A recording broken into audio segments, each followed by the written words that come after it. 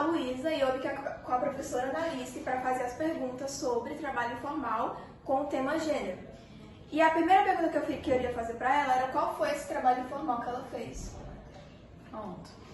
Meu primeiro trabalho informal foi logo que eu concluí o ensino médio, então eu tinha por volta de 16 anos. Permaneci lá até eu completar os 18, então fiquei 1 ano e meio mais ou menos. E a ocupação na época era de atendente numa loja de compra e venda de veículos, de motos, né? Então havia toda uma responsabilidade, um cuidado com a compra e a venda desses transportes. E aí eu era responsável também pelo controle de pagamentos da loja, toda essa responsabilidade do estabelecimento. Certo. A primeira pergunta então seria, quais são as principais diferenças de gênero observadas no trabalho informal? Pronto. Eu acredito que também em relação à minha idade, que eu era muito nova na época, mas principalmente por ser mulher, na época eu notei uma certa insegurança, uma falta de confiança por conta do senhor lá, do empregador, né? Ele viu que eu tinha um histórico exemplar, apesar de nova, eu tinha um currículo até bom para a minha idade, eu tinha cursos, eu tinha notas excelentes e tal. Mesmo assim, né? Mesmo assim, eu notei uma certa insegurança pelo fato de eu ser mulher. Por um momento, eu notei que ele não acreditou que eu fosse dar conta de tanta responsabilidade, né? De cuidar, afinal de contas, era muito dinheiro envolvido.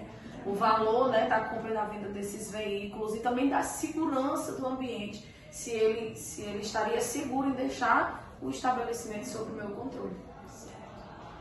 Como o trabalho informal afeta a igualdade de gênero? Vendo por essa ótica, né, baseada na minha experiência, afeta nesse sentido, de que muitas vezes a pessoa do gênero feminino ela vai ter a capacidade. A maior preferência à busca de homens, né? Isso, ela vai ter a capacidade, tem o preparo, mas muitas vezes o que vai ser considerado é o público masculino, que às vezes a maioria dos cargos já é direcionado ao homem. Então acho que a principal, de que maneira afeta mais nesse sentido, de que a maioria dos cargos já tem essa predisposição para o sexo masculino e acaba por deixar um pouco mais difícil excluir o acesso feminino. Sim. Quais são os desafios específicos que as mulheres enfrentam no trabalho informal? Eu acredito que o primeiro desafio é essa oportunidade de ingressar, né? Por não ter essa credibilidade inata que o público masculino já tem. Então a gente tem que lutar um pouco mais para mostrar que é capaz, né? Para demonstrar essa capacidade e forçar esse espaço e conseguir entrar. Acho que esse é um dos primeiros desafios. Os outros é conseguir se manter, porque ali a gente vê que há uma certa, como é que eu posso dizer, tolerância com um lado, enquanto que o feminino tem que estar constantemente provando esta capacidade, mostrando a capacidade, provando ali a todo instante. Existe uma segregação ocupacional de gênero no trabalho formal? Se sim, como isso se manifesta? Eu diria que essa divisão de cargos, né? Eu acho que a segregação ocorre nessa divisão de cargos, onde dizer que cargo de, por exemplo, frentista, não vem à mente o feminino. Hoje em dia é que a maioria dos postos estão aderindo, mas durante muito tempo, quando se falava o cargo frentista, que é aquela função de abastecer nos postos de combustíveis, era separado exclusivamente para o público masculino, dentre outras funções. Então, acho que a segregação ocorre nesse momento já, de a gente ter culturalmente na nossa cabeça de que alguns cargos são de maioria masculina e de outros femininos. Como se os mais fáceis, às vezes, são até para as mulheres, né? Agora a última já. Como as questões de gênero podem influenciar os níveis de interpretação e acesso a oportunidades no trabalho informal?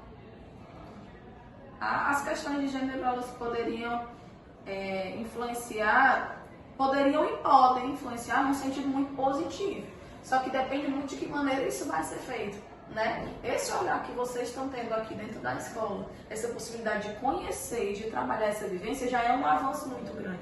Porque vocês já estão, querendo ou não, iniciando um combate a isso, né?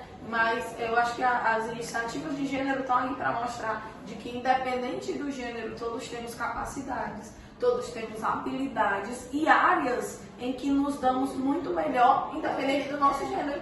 né? Às vezes, eu, por exemplo, eu costumo falar em relação à minha infância, que eu nunca tive, por exemplo, dúvidas em relação ao meu gênero, também não tenho problemas quanto a isso. Mas eu sempre fui aquela menina de gostar de estar no meio da rua, de jogar bola, de andar de cavalo. Então eu fui aí o contrário do estereótipo. E isso não muda a minha capacidade, não muda a profissional que eu sou. E eu acho que qualquer pessoa, independente do seu gênero, tem que ter o direito, sim, de mostrar que é capaz, de conquistar o seu espaço e exercer sua função, independente de qualquer coisa. Assim. Então, só isso. Queria agradecer a Tia Analice por ter aceito participar. E obrigada pela atenção. Eu que agradeço a oportunidade e espero ter atendido a necessidade da turma.